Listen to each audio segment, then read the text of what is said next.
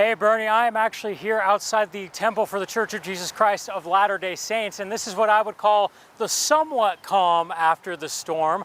It left a gigantic puddle behind me. You can see this Chevy truck going through that puddle. Cars have been moving all that water as they've been coming through right after rush hour. You should have seen it during rush hour. There were multiple cars backed up, jammed, trying to get through this puddle and over, making their way towards Horizon, where the I-70 exit was jammed up as well.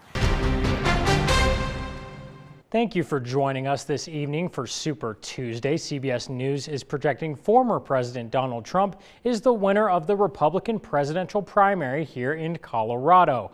Meanwhile, CBS News is also projecting President Joe Biden is the winner of the Democratic presidential primary here in the Centennial State.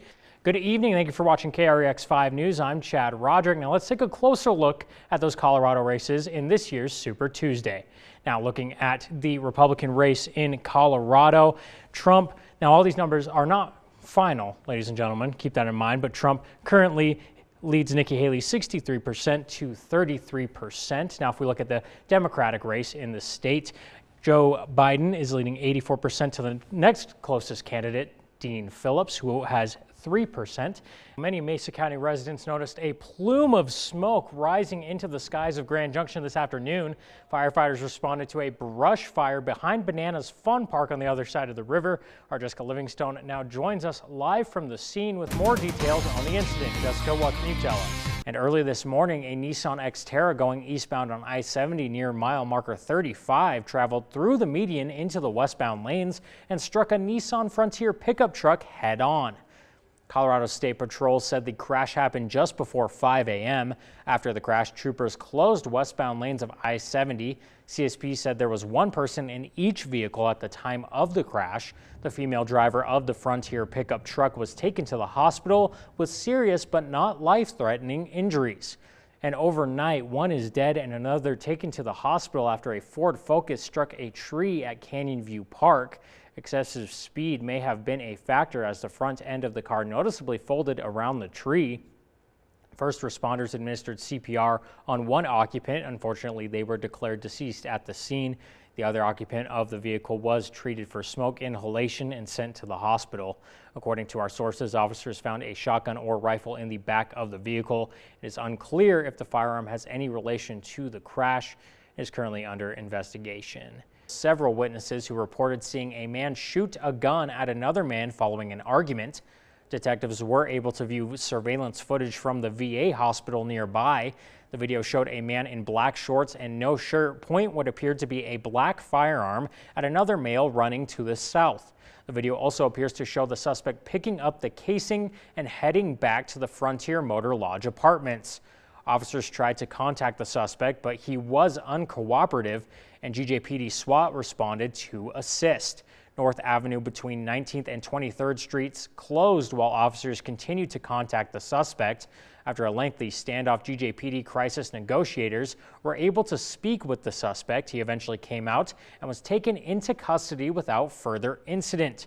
33-year-old Anthony Havalera was arrested and is facing a slew of charges, including attempted first-degree assault, felony menacing, and reckless endangerment.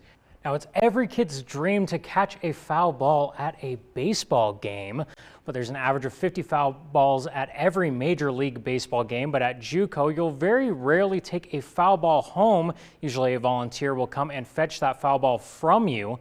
A member of the JUCO committee told our station they have a finite number of game quality baseballs, and they need to last the entire tournament, but that doesn't mean you'll leave empty-handed. We do have our shaggers go out there and they retrieve the foul balls, and we do have these nice JUCO World Series souvenir balls that they give to fans who catch foul balls. Now make sure you bring your glove to give yourself a chance to bring home a souvenir you can't buy at the store. Now we'll toss it over to Josephine Sage for a first look at weather. I was scared to catch that, I'm not gonna lie. Those temperatures right now, 67 degrees.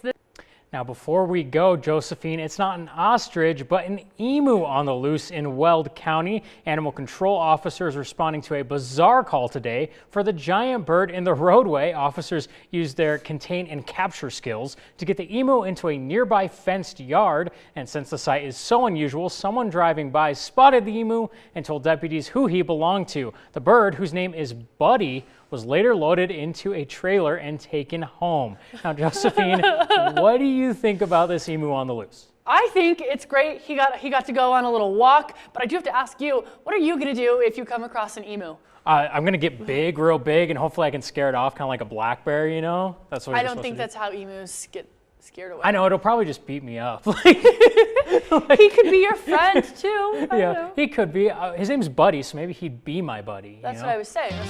Well, anyway, that does it for us here at Fox 4 News. For the latest news and weather and sports, log on to westernslopenow.com. See you back here tonight.